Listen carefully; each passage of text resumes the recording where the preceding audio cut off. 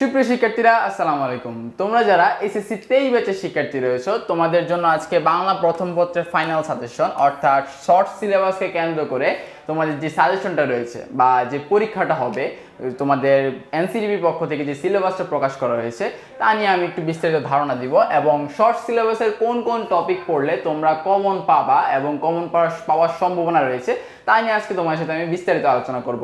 তবে মূল আলোচনা যাওয়ার আগে আমি তোমাদেরকে একটু জানিয়ে রাখি, ইতিমধ্যেই তোমাদেরকে হচ্ছে আগস্টের প্রথম সপ্তাহে এইচএসসি বোর্ড পরীক্ষা সেটা হবার কথা ঘোষণা করা হয়েছে, অর্থাৎ আগস্টের প্রথম সপ্তাহে ঘোষণা দেওয়া হয়েছে যে পরীক্ষাটা সংগঠিত হবে। তবে এখন কথা হচ্ছে যে ভাইয়া, আমাদের যে বাংলা প্রথম বছর রয়েছে আমাদের ফুল সিলেবাস নাকি শর্ট সিলেবাস, এটাও ঘোষণা দিয়েছে যে ভাইয়া তোমাদের শর্ট সিলেবাসে পরীক্ষা হবে। ঠিক আছে, এখন আসো আমরা তোমাদের কতটি সৃজনশীল আসবে এবং কতটি উত্তর করতে হবে তা নিয়ে একটু বিস্তারিত আলোচনা করব। আসো, তোমাদের শর্ট সিলেবাস বলা থাকলো তোমাদের সৃজনশীল থাকবে প্রশ্ন হচ্ছে 11টি। বাংলা প্রথম পত্রের সৃজনশীল প্রশ্ন থাকবে 11টি, যার মধ্যে তোমাকে 60টি প্রশ্নের উত্তর দিতেই হবে, অর্থাৎ তোমার এখানে বাধ্যতামূলক যে 60টি প্রশ্ন দিতে হবে। আরেকটা জিনিস হচ্ছে, একটু লক্ষ্য করলে দেখবা বা হচ্ছে তোমরা যদি অনেকেই জানো সম্ভবত, তোমাদের সিনিয়র ভাইয়া বা আপুরা যারা রয়েছে, অর্থাৎ যারা 2022 ব্যাচের শিক্ষার্থী, তারা কিন্তু হচ্ছে শর্ট সিলেবাসে পরীক্ষা দিয়েছে। তাদের সিলেবাস আর তোমাদের সিলেবাস কিন্তু সেম, বাংলা প্রথম পত্র সিলেবাস কিন্তু সেম বা বাংলা দ্বিতীয় পত্র সিলেবাসও সেম, কিন্তু তারা হচ্ছে পরীক্ষার হলে প্রশ্ন অ্যান্সার করছে মাত্র 4টা। সৃজনশীল কয়টা অ্যান্সার করছে? 4টা। তাদেরও কিন্তু এই 11টা সৃজনশীল ছিল, যার থেকে তারা 4টা অ্যান্সার করছে। কিন্তু তোমাদেরও ভাইয়া এই 11টাই থাকবে, কিন্তু অ্যান্সার করতে হবে কয়টা? 60টা। অর্থাৎ তোমাদের প্রেশার বেশি, তোমাদের পড়া লাগবে বেশি, তোমাদের চিন্তা করতে হবে বেশি, অর্থাৎ তোমার কি অনেক বেশি পড়তে হবে। এরপর আসো বহু নির্বাচনী প্রশ্ন কয়টা? বহু নির্বাচনী প্রশ্ন হচ্ছে 30টা, অর্থাৎ তোমার 100 মার্কের পরীক্ষা, টোটাল সর্বমোট 100 নম্বরের পরীক্ষা হবে তোমার বাংলা প্রথম পত্র, বাংলা দ্বিতীয় পত্র 100 নম্বরের পরীক্ষা হবে। এখন আসো আমরা একটু সিলেবাসটা দেখি। যদি তোমার সিলেবাসে যাওয়ার আগে আমরা একটু বিভাগ হতে, কোন বিভাগ হতে কতটা দিতে হবে আরেকটা জিনিস জানায় রাখি, ওই যে যারা 2022 ব্যাচের শিক্ষার্থী তারা কিন্তু বিভাগ হতে বাধ্যতামূলক ছিল না, তাদের হচ্ছে যে কোনো একটা দিলেই হতো। কিন্তু ভাইয়া তোমাদের বিভাগ হতে বাধ্যতামূলক দিতে হবে। ক বিভাগ অর্থাৎ গদ্য অংশ থেকে 4টা থাকবে, 4টা থেকে যে কোনো 2টা দিতে হবে। খ বিভাগ কবিতা অর্থাৎ পদ্য অংশ থেকে 3টা থাকবে, 3টা থেকে যে কোনো 2টা দিতে হবে। গ বিভাগ উপন্যাস থেকে 2টা থাকবে, যে কোনো একটা দিতে হবে। এবং হচ্ছে গ বিভাগ নাটক থেকে 2টা থাকবে এবং যে কোনো একটা দিতে হবে। তাহলে আমি কয়টা পেলাম? 2 2 4 5 6টা পেলাম। আমার আরো একটা থাকে, আরো কয়টা? আরো একটা বাকি থাকে। ওই একটা তুমি চাইলে যে কোনো অংশ থেকে দিতে পারো, অর্থাৎ বাধ্যতামূলক হচ্ছে গদ্য থেকে 2টা, পদ্য থেকে 2টা, উপন্যাস থেকে একটা এবং নাটক থেকে একটা। আর বাকি যে একটা থাকে সেটা তুমি চাইলে গদ্য থেকেও দিতে পারো, চাইলে পদ্য থেকেও দিতে পারো, চাইলে উপন্যাস থেকেও দিতে পারো, চাইলে নাটক থেকেও দিতে পারো, সেটা তোমার ইচ্ছা। তবে বাধ্যতামূলকগুলো আমি এখানে দেখে দিলাম। এরপর আসো আমাদের যে গদ্য অংশের যেই 60টা তোমাদের সিলেবাসে রয়েছে, 60টা যে গদ্য তোমাদের সিলেবাসে রয়েছে তা একটু আমরা দেখি। অপরিচিতা, বিলাসী, আমার পথ, মানব কল্যাণ, মাসি পিসি, 52 দিনগুলো আর রেনকোট। এখান থেকে অপরিচিতা লিখছে হচ্ছে রবীন্দ্রনাথ ঠাকুর, বিলাসী হচ্ছে লিখছে শরৎচন্দ্র চট্টোপাধ্যায়, আর হচ্ছে 52 দিনগুলো শেখ মুজিবুর রহমান, রেনকোট লিখছে হচ্ছে আখতারুজ্জামান ইলিয়াস। তোমাদের জন্য এই 4টা হচ্ছে মোস্ট ইম্পর্টেন্ট। কয়টা? এই 4টা হচ্ছে মোস্ট ইম্পর্টেন্ট, অর্থাৎ এই 4টা থেকে 100% আমি বলবো যে ভাইয়া প্রশ্ন থাকবে, সৃজনশীল থাকবে 100%। এই 4টা থেকে সৃজনশীল থাকবেই। আর তোমার আমার পথ, মানব কল্যাণ এবং মাসি পিসি। এখন বলতে পারো যে ভাইয়া আমার এই 4টা পড়লে কি হবে? আমি বলবো হ্যাঁ, এই 4টা পড়লেই হবে। তবে ব্যাকআপ হিসেবে আমি বলবো তুমি আমার পথ অথবা মাসি পিসি।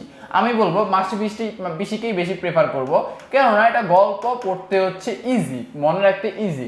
কিন্তু আমার পথ কাজী নজরুলের দাঁত ভাঙ্গা হচ্ছে রচনা বা হচ্ছে দাঁত ভাঙ্গা প্রবন্ধ, আর হচ্ছে এটা পড়তে গেলে হচ্ছে অনেকে দেখা যায় যে বুঝতে পারো না, অনেকে সমস্যা হয়। তো যার কারণে আমি বলবো মাসি পিসিটা পড়ো ব্যাকআপ হিসেবে। আর এই 4টা অবশ্যই, এই 4টা থেকে এই 4টা বাদ দেওয়াই যাবে না। এই 4টা থেকে 100% কি প্রশ্ন আসবে, হোক এমসিকিউ হোক সৃজনশীল, এই 4টা থেকে আসবেই।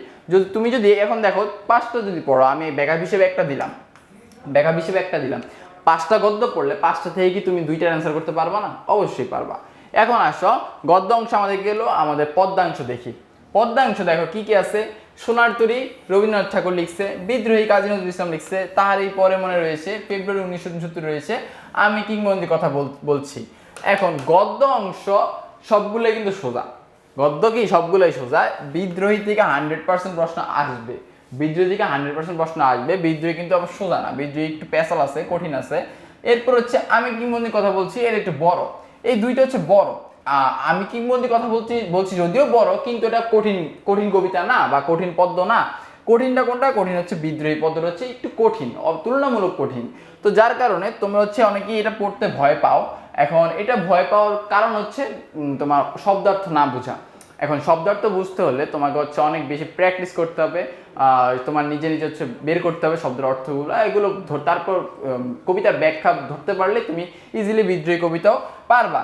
এখন আসলে সোনার তৈরি কিন্তু সহজ, তার এরপরে মনে সহজ, ফেব্রুয়ারি 1970 সহজ, 18 বছর বয়সে সহজ।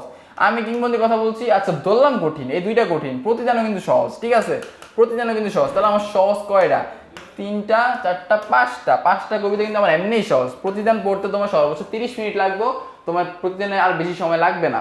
এরপর আসলে তাহার পরে মনে আছে ফেব্রুয়ারি 1970, এগুলো পারবা। তবে আমার এখানে ইম্পর্টেন্ট হচ্ছে এই যে এই পাঁচটা হচ্ছে আমার ইম্পর্টেন্ট, অর্থাৎ এখান থেকে যদি তুমি পড়ো 100% কমন পড়বে। এই যে প্রতিদান আর 18 বছর বয়স না পড়লে হইব, তোমার না পড়লে হইবে। এই 5টা পড়ো ভাইয়া, এই 5টা থেকে 100% প্রশ্ন আসবে এবং সেখান থেকে 3টা থেকে 2টা তুমি ইজিলি অ্যান্সার করতে পারবা, ঠিক আছে। এরপর আসে আমাদের নাটক আর উপন্যাস আছে লাল সালু আর সিরাজউদ্দৌলা। লাল সালু আর কি? সিরাজউদ্দৌলা।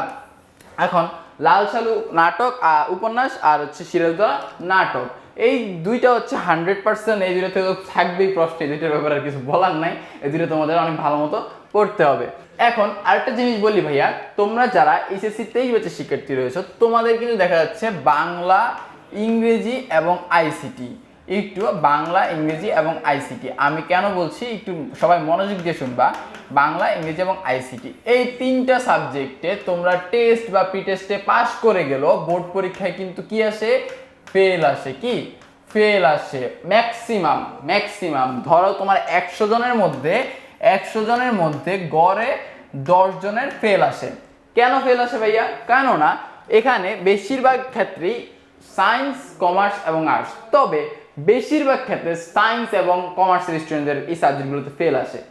হয় বাংলায় আসে, নয় ইংলিশে আসে, নয়তো আইসিটিতে আসে। তবে সায়েন্সের স্টুডেন্টরা আইসিটিতে ফেল করে না, তারা সাধারণত বাংলায় ফেল করে থাকে। আর কমার্সের স্টুডেন্টরা ইংলিশ হয়তো একটু দুর্বল হয়ে থাকে।